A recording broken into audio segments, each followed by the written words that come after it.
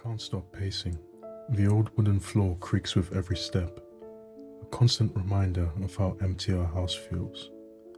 The smell of burnt coffee hangs in the air. I forgot to turn off the machine again.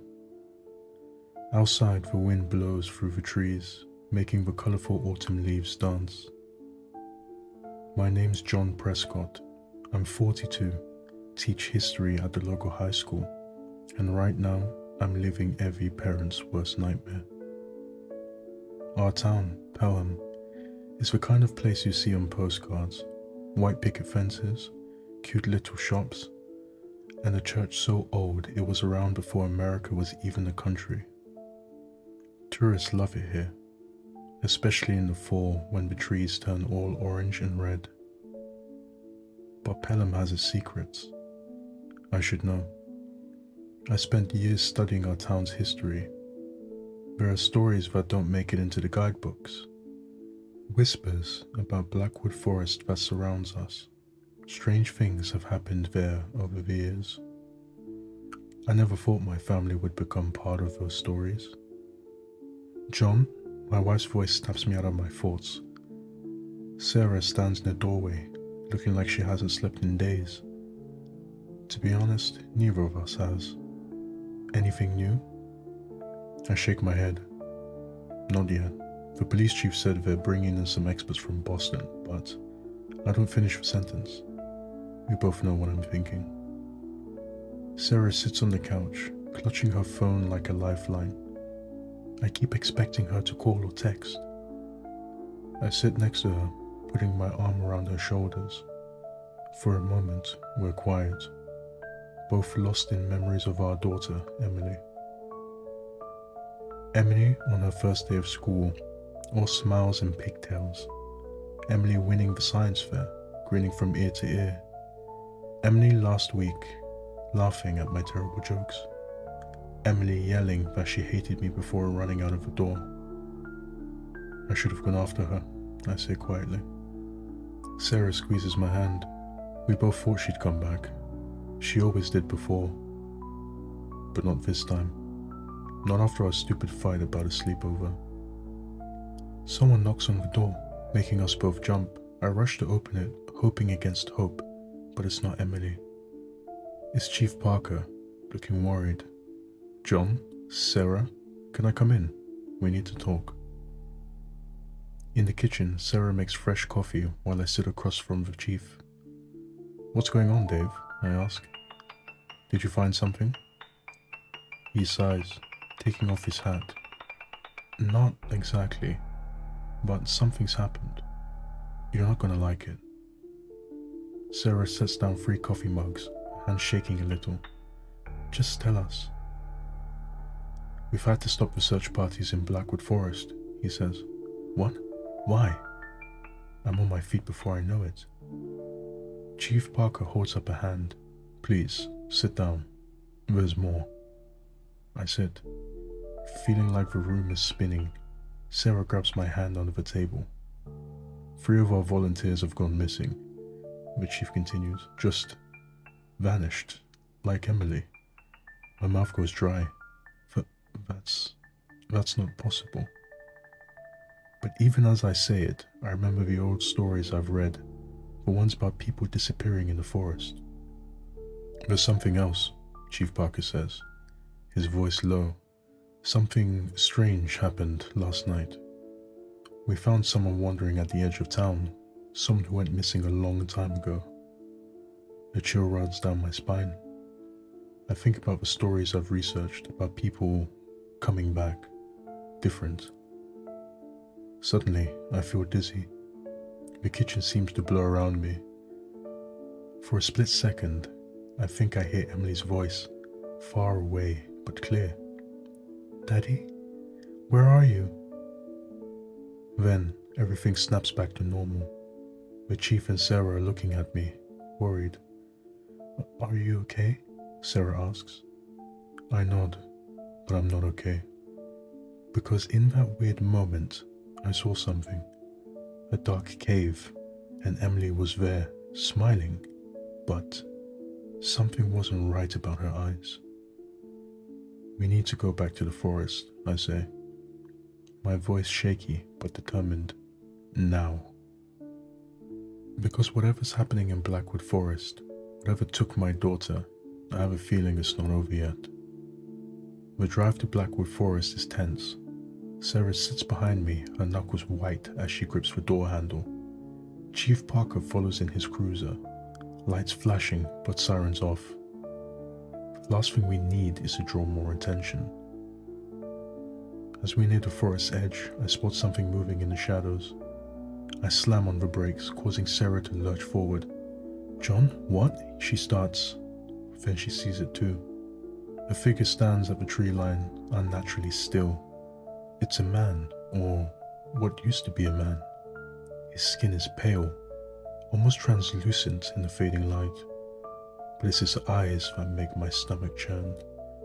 They're fixed on us, unblinking.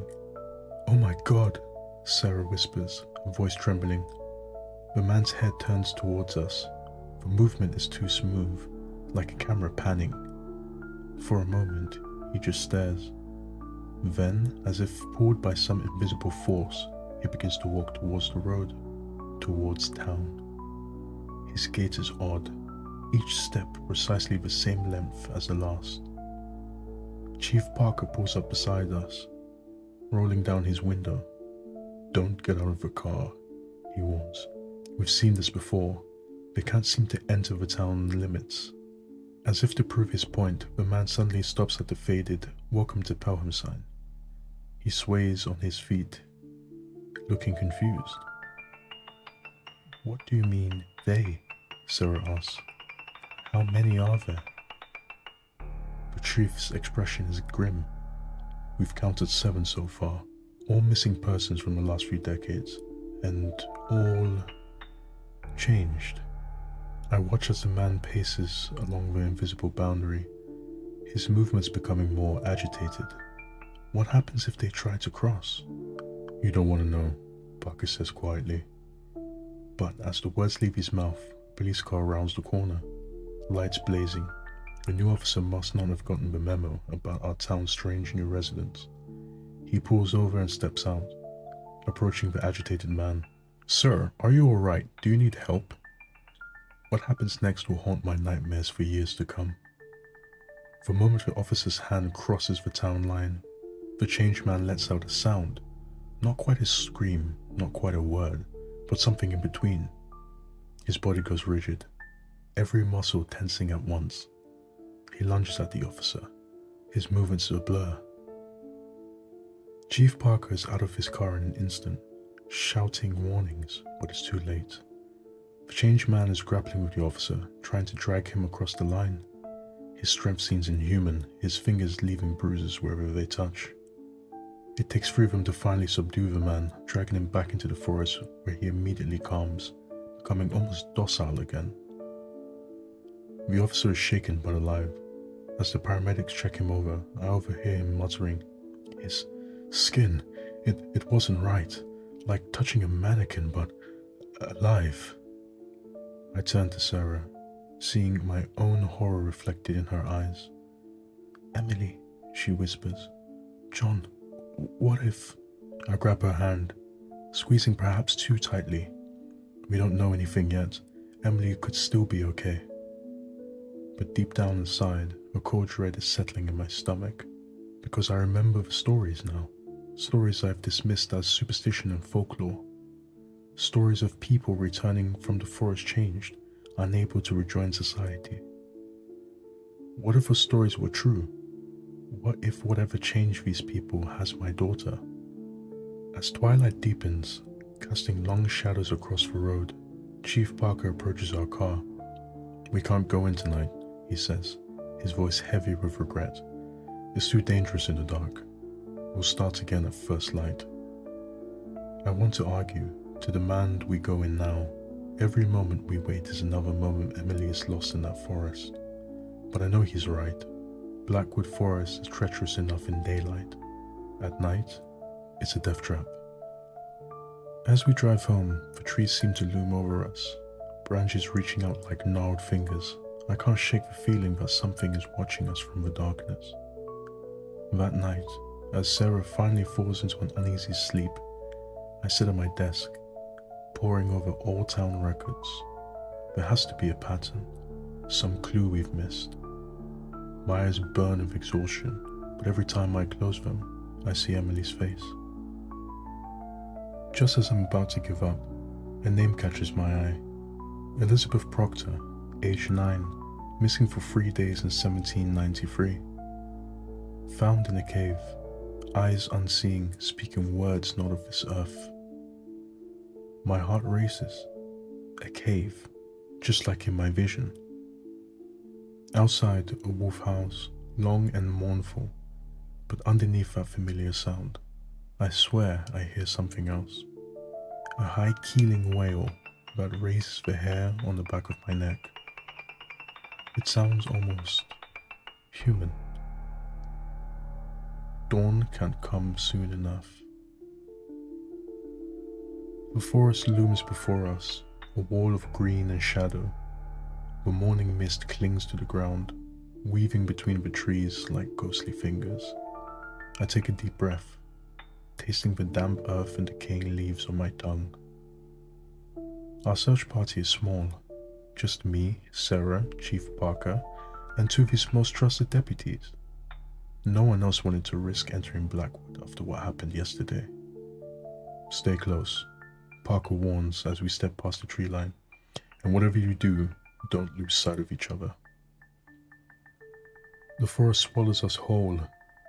The canopy above is so thick that it might as well be twilight down here.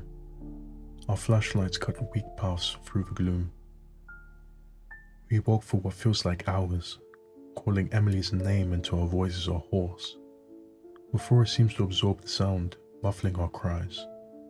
More than once, I swear I hear a response. A faint, "Daddy?" carried on the wind, but when we rush towards it, we find nothing. "John," Sarah whispers, tugging on my sleeve. "Look." At first, I don't see it. Then my eyes adjust, and I feel the blood drain from my face. Carved into a massive oak tree is a symbol, a spiral with strange angular marks brushing off it. It looks old, the edges worn smooth by time and weather. "I've seen this before," I murmur, reaching out to trace the lines with my fingers. The bark feels unnaturally warm beneath my touch. Suddenly, a sharp pain lances through my head. I stumble back, spots dancing in my vision. A cave mouth yawning wide in the hillside. Emily, sitting cross-legged at the entrance, smiling serenely. Her eyes, somehow wrong, turning to look at me. "Come find me, Daddy." I blink, and the vision is gone. Sarah is shaking me, her face pale with worry. "John? John? What happened?" I open my mouth to respond, but before I can, an unnatural silence falls over the forest. A constant background noise of birds and insects suddenly stops, leaving an eerie void. Chief Parker raises his gun, eyes darting between the trees. "We should go back," he says, voice tight with fear. "But I can't, not now." The cave," I gasped out. We need to find the cave." Sarah looks at me like I've lost my mind. Maybe I have, but I know with a certainty that chills me to the bone that Emily is in that cave. We press on, deeper into Blackwood. The trees seem to press closer, branches reaching out like claws. Twice more we experience that unnatural silence, each time lasting longer than before. Then, as we round the dense thicket, we see it. A hill rises before us, and at its base, a dark opening gape, like a wound in the earth. "Emily!" Sarah cries, starting forward. I grab her arm, holding her back, because there, sitting at the mouth of the cave, is our daughter.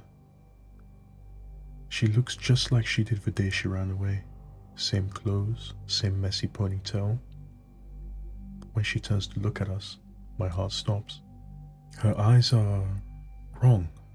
Not white or glowing, but somehow off, as if they're focused on something just behind us. And her smile, it's too wide, too still, like a photograph rather than a living impression.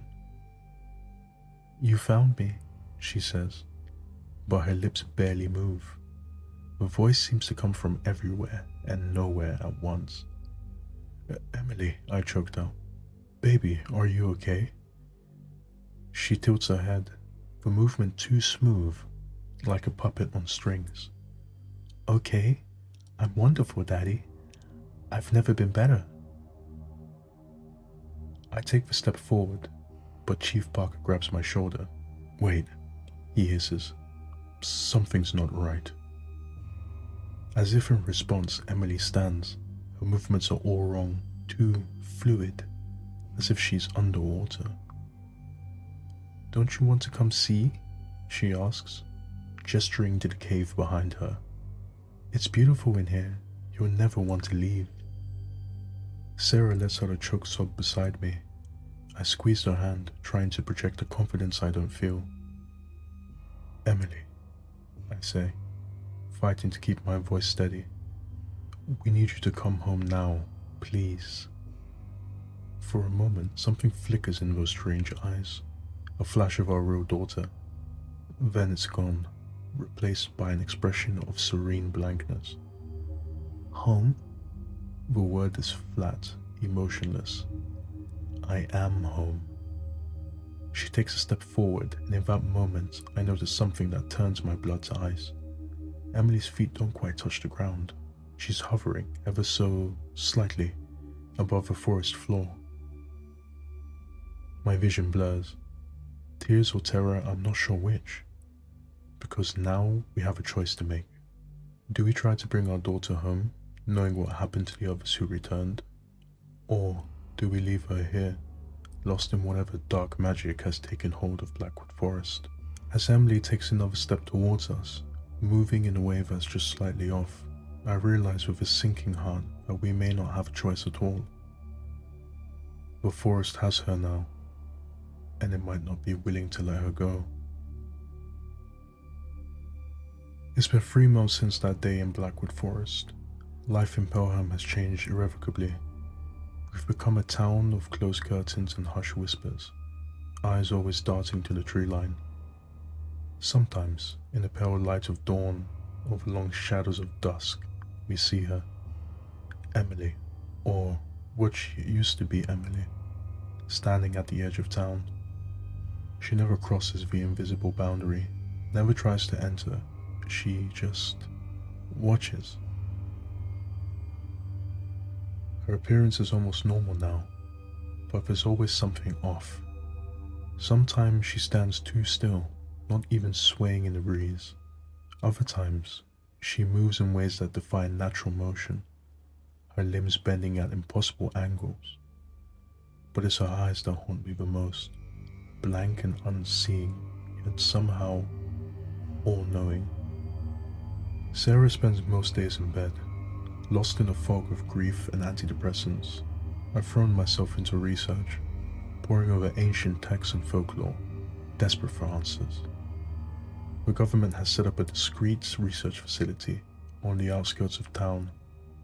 Scientists and paranormal experts working around the clock to understand what's happening in Blackwood. We've learned some things. The symbol we found in the forest appears in obscure occult writings, linked to entities that exist outside our understanding of reality. There are legends of similar forests in other parts of the world, places where the veil between worlds is thin. But knowledge isn't enough. We need a way to reverse this, to bring Emily and the others back, to make them human again. Last week, one of the researchers managed to take a skin sample from one of the changed ones. Under the microscope, the cells were like nothing they'd seen before, constantly shifting and rearranging themselves. It's the first real breakthrough we've had. The town has changed too. People speak in whispers, afraid that talking too loudly about the town might draw its attention. Children are kept indoors after dark. The school where I teach is half empty most days. Parents too afraid to let their kids out of sight. There have been more disappearances. Not many, but enough to keep the fear alive. Each time, the pattern is the same. Someone ventures too close to the forest edge, and they're never seen again. At least, not as themselves.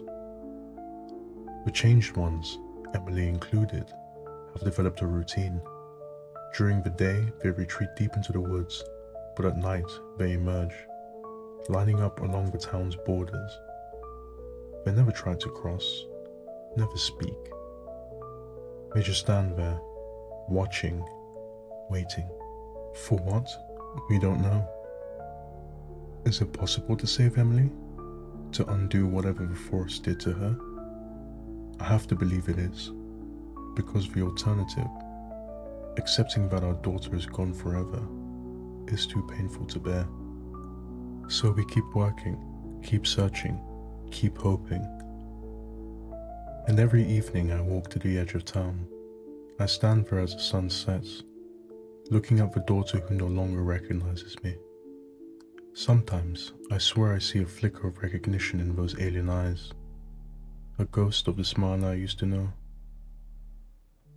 I'm here, Emily, I whisper into the gathering darkness, and I'm not giving up on you ever. As night falls and Emily retreats to the shadows of Blackwood, I turn back toward town. Tomorrow we'll try again. We'll keep trying, no matter how long it takes. Because somewhere in that forest, lost in whatever madness has taken hold of her, our daughter is waiting to be found. And I won't rest until we bring her home. But sometimes, in the dead of night, when the wind carries strange whispers from the forest, I wonder, are we trying to save Emily? Or is Emily trying to change us? The forest is patient. It can wait. And it's always, always hungry.